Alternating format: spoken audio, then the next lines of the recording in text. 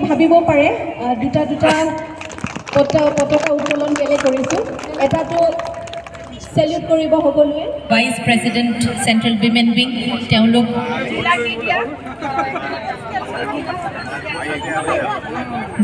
দীপা তুমি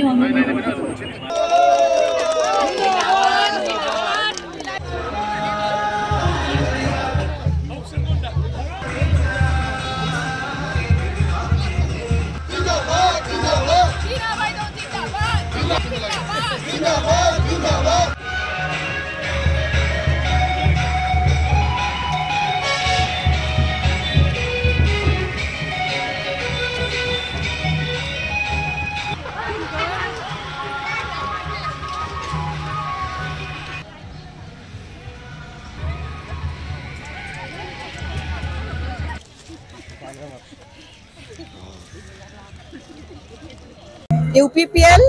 মহিলা women's wing নৰপৰা ইন্টাৰনেশনাল women's day আন্তঃৰাষ্ট্ৰীয় মহিলা দিৱস ইয়াত উদযাপন কৰি আছো খুব উল্লাসৰে খুব ফুৰ্তিৰে আমি সবে মাতৃ হৈ মহিলা হৈ খুব গৌৰৱ অনুভৱ কৰো কাৰণ মহিলাৰ কন্ট্ৰিবিউশন সমাজত বহুত কাউন্টলেস আমি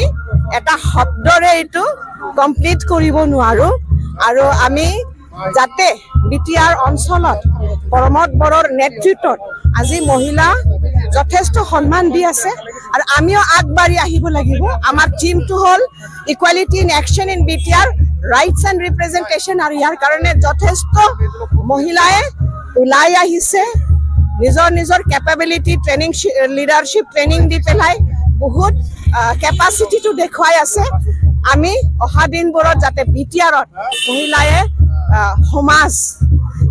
বা ইকোনমিক এম্পাওয়াৰমেন্ট পলিটিক্যাল এম্পাওয়াৰমেন্ট আৰু ৰাইট ৰিপ্ৰেজেন্টেশন ডিসিশন মেকিংত যাতে আমি সবে অংশগ্ৰহণ কৰিব পাৰো ইয়াৰ কাৰণে কাম কৰিম আজি আমি গোসাইগাঁও আন্তৰ্জাতিক মহিলা দিৱস উদযাপন কৰি আছো আমাৰ ইউপিপিএল কেন্দ্ৰীয় মহিলা সমিতি তথা গোসাইগাঁও ডিস্ট্ৰিক্ট মহিলা সমিতি সহযোগত আমি মহিলা দিৱস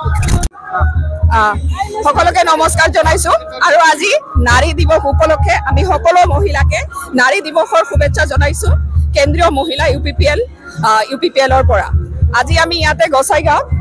কেন্দ্ৰীয় মহিলা সমিতিৰ পৰা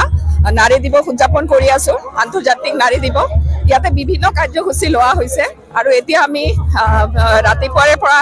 ফ্লেগ হোষ্টিং হোমেজ টু মাৰ্টিয়াৰ্ছ এইবিলাক কাৰ্যসূচী কৰা হৈছে আৰু এতিয়া আমি ৰেলীৰ কাৰণে ওলাইছো আৰু তাৰ পিছতে দিনটো জোৰা কাৰ্যসূচী আছে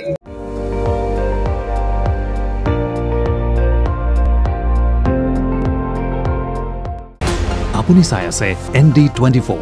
সৰ্বশ্ৰেষ্ঠ নহয় সৰ্বোত্তমৰ দৌৰত